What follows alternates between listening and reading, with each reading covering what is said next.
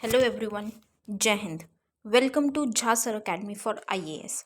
हम करने जा रहे हैं मेंस का प्रीवियस ईयर क्वेश्चन एनालिसिस और आज हम देखेंगे general studies paper 2 Indian polity section से एक क्वेश्चन। मैं उम्मीद करती हूँ गाइज आप लोगों ने इस क्वेश्चन को अटेम्प्ट किया होगा और एक बहुत अच्छा आंसर फ्रेम भी किया होगा। सो गाइज आज हम एक बहुत ही इंपॉर्टेंट पॉलिटी के सेक्शन से एक क्वेश्चन पढ़ेंगे जिसमें हम स्पीकर के बारे में पढ़ने जा रहे हैं कि स्पीकर क्या हमेशा ही वही स्पीकर रहना चाहिए, कितने बार हम उसको इलेक्ट कर सकते हैं सेम पर्सन को एज अ स्पीकर। तो बहुत ही इंपॉर्टेंट टॉपिक है गाइज, स्पीकर से रिलेटेड आज हम पढ़ेंगे। तो आज जो भी पॉइंट्स आपको मिलने वाले हैं बहुत बेहतरीन सेशन होने वाला है। तो आज के पॉइंट्स आप अपने पास नोट करके ज़रूर रखिएगा क्योंकि ये पॉइंट्स आपको आगे जाके बहुत ज़्यादा हेल्प करने वाले हैं। क्योंकि क्या होता है जब हम पॉइंट्स को एक जगह एक टॉपिक के पॉइंट्स को क्लब करके रखते हैं तो वो हमारे माइंड में विजुअलाइजेशन पावर इंक्रीज हो जाती है, मेमोराइजिंग बढ़ जाती है, तो वो हमें हेल्प करते हैं, राइट। तो सेशन को शुरू करने से पहले गाइज जिन भी स्टूडेंट्स ने हमारा टेलीग्राम चैनल ज्वाइन नहीं किया है वो तुरंत डिस्क्रिप्शन बॉक्स में जाइए, वहाँ पे आपको लिंक प्रोवाइडेड होगा, उस लिंक के थ्रू आप हमारे चैनल को ज्वाइन कर सकते हैं। और उसका बेनिफिट आपको ये होगा कि आपको हमारी सारी की सारी पीडीएफ्स का एक्सेस मिल जाएगा जो आप लोगों के लिए अपलोड कर दी जाती हैं हमारे टेलीग्राम चैनल पे ही, जैसे कि करंट अफेयर्स की पीडीएफ्स हैं या फिर ये जो हमारी मेंस की प्रीवियस ईयर क्वेश्चन एनालिसिस हम करते हैं इसकी पीडीएफ्स है। और उसी के साथ साथ आपके लिए जो वीडियो लेक्चर्स अपलोड किए जाते हैं उनका भी डायरेक्ट लिंक आपको वहाँ पर प्रोवाइड कर दिया जाता है। और गाइज अगर आप सीरियसली अपने एग्ज़ाम्स की प्रिपरेशन कर रहे हैं तो मैं कहूँगी कि आपको अपने करंट अफेयर्स के लिए बिल्कुल भी परेशान होने की ज़रूरत नहीं है। आपको अपना टाइम, मनी, एनर्जी कुछ लगाने की ज़रूरत नहीं है। All you need to do is Jha sir academy पे आप लोगों के लिए रेगुलर बेसिस पे करंट अफेयर्स की वीडियो लेक्चर्स अपलोड किए जाते हैं। आपको सिर्फ कंसिस्टेंटली उन लेक्चर्स को फॉलो करना है, that is more than enough. क्योंकि हमारे करंट अफेयर से बाहर का आपके एग्जाम में कुछ भी पूछा नहीं जाएगा। और गाइज हमारा एक जीएस का भी pre plus mains batch run कर रहा है, आप उस बैच को ज़रूर ज्वाइन कीजिए क्योंकि उस बैच में जीएस 1 2 3 4 की बिल्कुल ज़ीरो से तैयारी करवाई जा रही है। जहाँ सर आपको खुद मेंटोर कर रहे हैं उस बैच में, और अगर आप बैच की डिटेल्स को प्रॉपर तरीके से फॉलो करेंगे और झा सर के द्वारा दी गई गाइडलाइंस को फॉलो करेंगे तो आपका एग्ज़ाम निकलने से कोई नहीं रोक सकता गाइज, आपका सिलेक्शन पक्का है। तो ज़रूर ज़रूर ज्वाइन कीजिएगा उस बैच को। और हमारा मेंस का भी आंसर राइटिंग बैच रन कर रहा है गाइज, आप इस बैच को भी ज़रूर ज्वाइन कीजिए। इस बैच में आपको 500 प्लस क्वेश्चंस की प्रैक्टिस कराई जा रही है।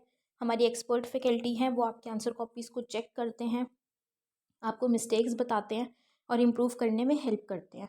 और उसी के साथ साथ आपको हर एक क्वेश्चन के रिगार्डिंग एक सैम्पल आंसर भी दिया जाता है और एक वीडियो सोल्यूशन भी प्रोवाइड किया जाता है विद प्रॉपर एक्सप्लेनेशन।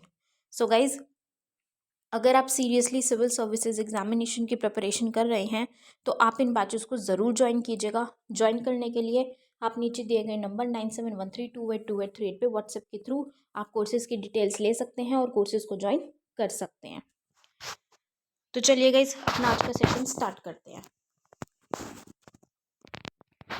हमारा क्वेश्चन है, once a speaker always a speaker, do you think this practice should be adopted to impart objectivity to the office of the Speaker of the Lok Sabha? What could be its implication for the robust functioning of parliamentary business in India? एक बार वक्ता हमेशा एक वक्ता।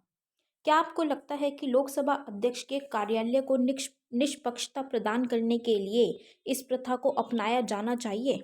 भारत में संसदीय कार्य के सुदृढ़ कामकाज के लिए इसके निहितार्थ क्या हो सकते हैं?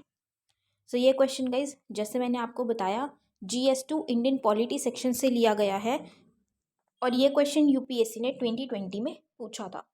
तो इस क्वेश्चन का बेसिकली क्या मतलब है गाइस, हमसे क्या पूछा गया है, ये बोला गया है कि वंस अ स्पीकर मतलब जो एक बार स्पीकर बन गया हमेशा वही स्पीकर बनेगा।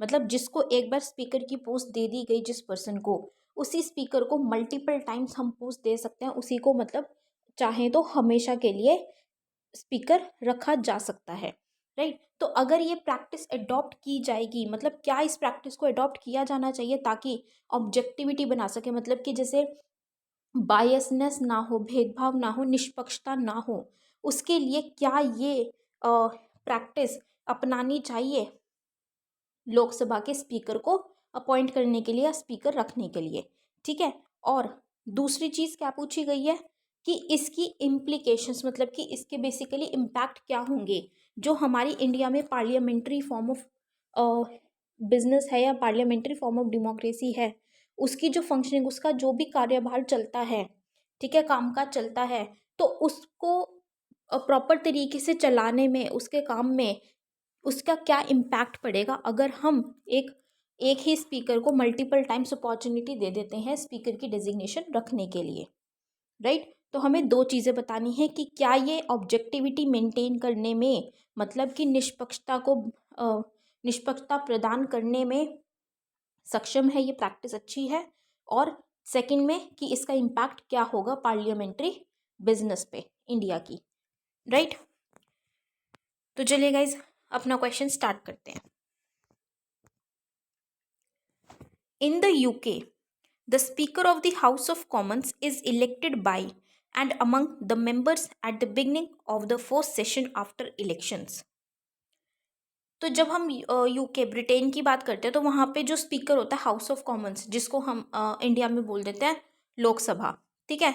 तो जो हाउस ऑफ कॉमन्स का जो स्पीकर होता है वो कब इलेक्ट किया जाता है? इलेक्शंस के बाद जो फर्स्ट सेशन होता है उसके स्टार्टिंग में, मतलब उस फर्स्ट सेशन की स्टार्टिंग में उन्हीं मेंबर्स के बीच में से स्पीकर को इलेक्ट किया जाता है, ठीक है। लोकसभा में स्पीकर को इलेक्शन के बाद ही फर्स्ट डे पे इलेक्ट किया जाता है।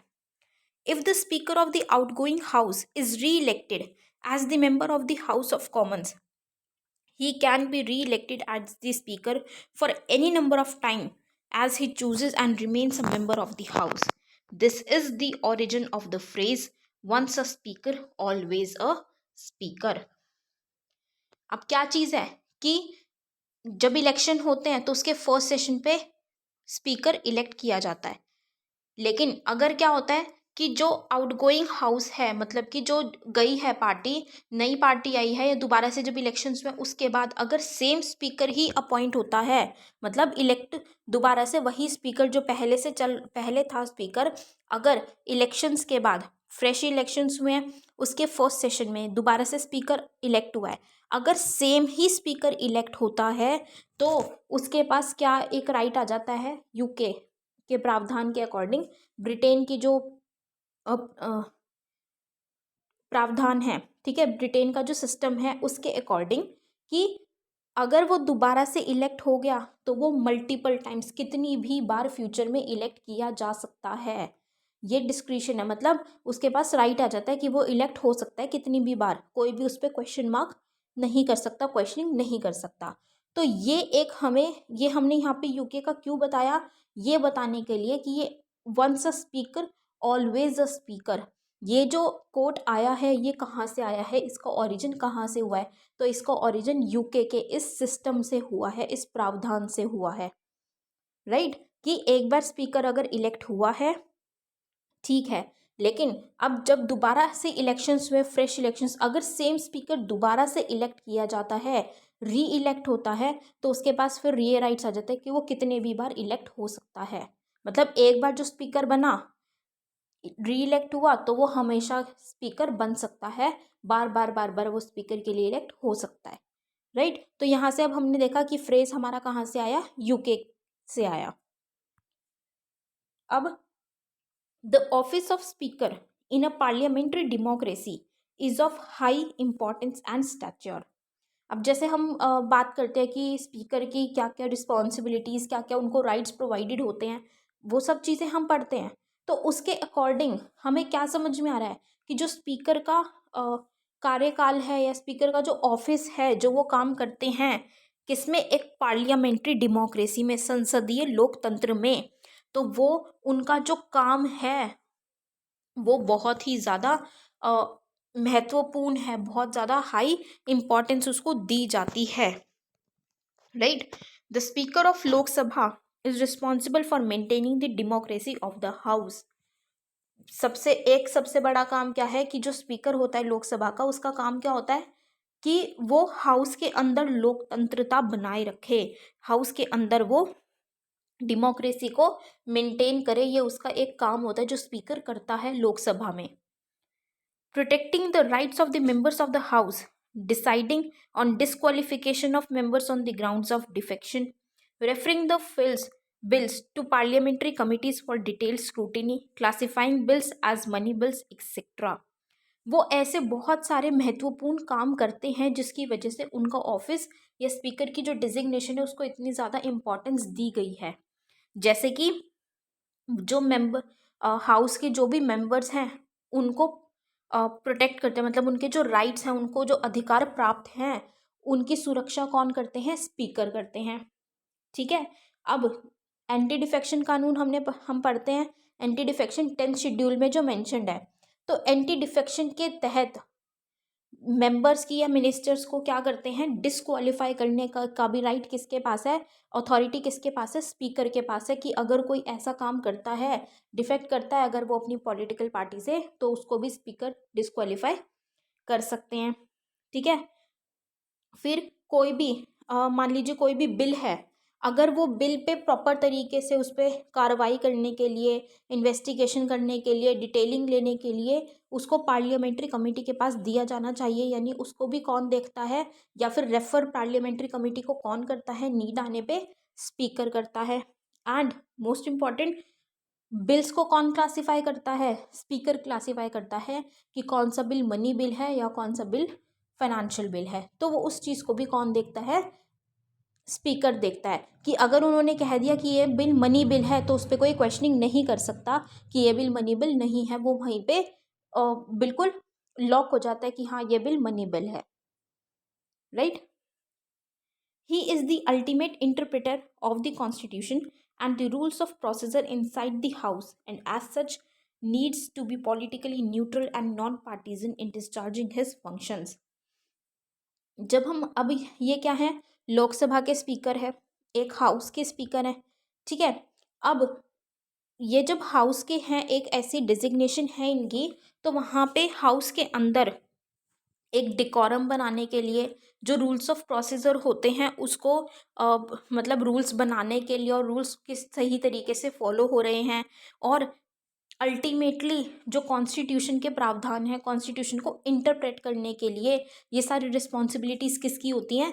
स्पीकर की होती हैं। और इन्हीं रीजंस की वजह से जो ये हमने उनके रिस्पॉन्सिबिलिटीज़, उनके राइट्स पढ़े, उनकी ड्यूटीज़ के बारे में देखा, तो उन्हीं के बेसिस पे हम ये कह सकते हैं कि ये जो ऑफिस है, स्पीकर की जो डिजिग्नेशन है, जो इनको फंक्शंस दिए गए हैं, ऐसी पोजीशन पे एक ऐसा पर्सन होना चाहिए जहाँ पे पॉलिटिकली न्यूट्रल स्टैंस हो, मतलब कि बायसनेस ना हो बिल्कुल भी, ऐसा होना ज़रूरी है इस पोस्ट पे। Right. In recent times, we have seen speakers of Lok Sabha who have been biased to their political parties.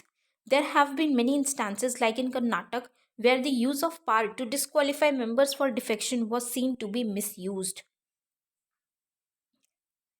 अब क्या देखने को मिला है हाल फिलहाल में, या आज के टाइम पे हमें क्या देखने को मिल रहा है कि जो लोकसभा का स्पीकर हैं वो पॉलिटिकल पार्टीज के साथ, मतलब वो एक बायसनेस करते हैं, वो ऑब्जेक्टिविटी हमें देखने को नहीं मिल रही, हमें बायसनेस देखने को मिलती है कि वो भेदभाव करते हैं अपने इंटरेस्ट के अकॉर्डिंग। लेकिन जैसे हमने इम्पोर्टेंस के बारे में पढ़ा, ये चीज़ें क्यों ज़रूरी हैं? इस पोस्ट पे हमें न्यूट्रल स्टैंस ज़रूरी है, क्योंकि बहुत सारी महत्वपूर्ण फंक्शंस इनको अलॉटेड हैं। अब ऐसे इस तरीके के बहुत सारे एग्जाम्पल्स भी हैं, जैसे कि कर्नाटक की अगर हम बात करें तो कर्नाटक में क्या किया गया था? जैसे अभी हमने बात की डिफेक्शन की, कि जो एंटी डिफेक्शन कानून के तहत डिस्क्वालीफाई किया जाता है मेंबर्स को, तो उसकी पावर किसके पास है? वो कौन देखता है, कौन चेक करता है उस पर? स्पीकर देखता है। ठीक है। डिस्क्वालीफाई करने का डिसीजन स्पीकर के हाथ में होता है। तो उसको गलत तरीके से यूज़ किया गया है, उस राइट का, उस रिस्पॉन्सिबिलिटी का स्पीकर के द्वारा कई जगह पे गलत यूज़ किया गया है, मिसयूज़ किया गया है। वो हमने मतलब कुछ इंस्टांसेस में या रिसेंट टाइम्स में हमने ये देखा है, और यही इंस्टांस हमने कर्नाटक में देखा है। Right. There have been accusations against the speaker of wrongly qualifying bills like Aadhaar as money bill to bypass the scrutiny of Rajya Sabha. अब जैसे कि हमें पता है जो मनी बिल्स हैं वो राज्यसभा के पास मतलब नहीं जाते, सॉरी, राज्यसभा के पास तो जाते हैं, लेकिन वो उस पर अपनी कुछ अमेंडमेंट्स या कुछ ऑल्टरेशंस बता सकते हैं, रेकमेंड कर सकते हैं बस। लेकिन वो चेंज करना ना करना वो किसके हाथ में होता है? लोकसभा के हाथ में होता है, राइट। तो इसीलिए पूरी की पूरी जो पावर होती है वो किसके पास होती है? लोकसभा के पास हो जाती है मनी बिल्स के मामले में। तो कई इंस्टेंसेस में हमें देखने को मिला कि स्पीकर जानबूझ के गलत बिल्स को, मतलब कुछ ऐसे बिल्स को जो कि मनी बिल्स नहीं है, उनको मनी बिल्स का आधार बना के उनको बोल देते हैं कि ये मनी बिल्स हैं, ताकि वो राज्यसभा की स्क्रूटिनी से बच जाए। जैसे कि आधार को बोल दिया उन्होंने कि वो मनी बिल है। There have been instances where motions to refer crucial bills like farm reform bills to parliamentary committees were not accepted. अब ऐसे भी इंस्टांसेस देखने को मिले हमें, जैसे कि क्या किया गया है, मोशंस के तहत क्या लाया गया है, कुछ बिल्स लाए गए हैं जो कि बहुत ज़्यादा महत्वपूर्ण है, या वो हमारी सोसाइटी को, हमारी कंट्री को बहुत तरीके से चेंज भी करेंगे और इम्पैक्ट भी करेंगे बहुत ग्रेटर लेवल पे। जैसे कि फार्म बिल्स जो हमने देखे थे, एग्रीकल्चर फार्म बिल्स। अब ये जो बिल्स थे इस पे बहुत ओपोजिशन भी हुई थी, ठीक है, लेकिन उसके बाद अब ये पार्लियामेंट्री कमिटीज़ ने भी एक्सेप्ट नहीं किए थे, लेकिन उसके बाद भी इनको लाया गया। तो वहाँ पे भी हमें इस तरीके की चीज़ें भी देखने को मिल रही है कि वो बाईपास किया जा रहा है, वो चीज़ें नहीं सुनी जा रही हैं, ठीक है। कि जो पार्लियामेंट्री कमिटी, अब इस पार्लियामेंट्री कमिटीज़ को कोई भी बिल रेफर करना किसका काम है? स्पीकर का काम है, कि वो पार्लियामेंट्री कमेटी को देते ताकि वो डिटेलिंग में स्क्रूटिनी करे, उसकी जांच पड़ताल करे। लेकिन स्पीकर ने क्या किया? उसको पार्लियामेंट्री कमेटी को नहीं दिया, जबकि बहुत बार उनको बोला गया कि इस बिल को पार्लियामेंट्री कमेटीज़ को दिया जाना चाहिए, रेफर किया जाना चाहिए। लेकिन क्योंकि उस पर बहुत ज़्यादा ऑपोजिशन हमें देखने को मिल रही थी, लेकिन स्पीकर ने ऐसा कुछ नहीं किया और वो बिल्स ऐसे ही पास कर दिए गए विदाउट कोई, बिना कोई पार्लियामेंट्री कमेटी को उसको रेफर किए हुए या उनके द्वारा कोई स्क्रूटिनी किए हुए।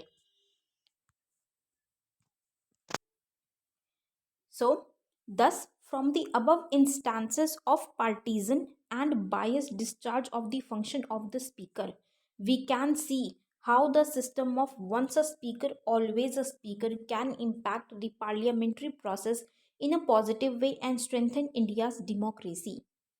अब हमने क्या चीज़ें देखी कि जो स्पीकर है वो क्या होता है कि वो बायसनेस लेके आता है, मतलब वो न्यूट्रल तरीके से काम नहीं करते हैं, अपनी ड्यूटीज़ को, अपने फंक्शंस को न्यूट्रल रह के वो नहीं अपनी फुलफिल करते हैं, डिस्चार्ज करते हैं अपनी ड्यूटीज़ को, जिसकी वजह से हमें बहुत ज़्यादा प्रॉब्लम देखने को मिल रही है कि जिस काम के लिए जो डेमोक्रेसी, वो स्पीकर की जॉब होती है कि वो, उनका एक रिस्पॉन्सिबिलिटी होती है कि वो हाउस में डेमोक्रेसी को मेंटेन रखे।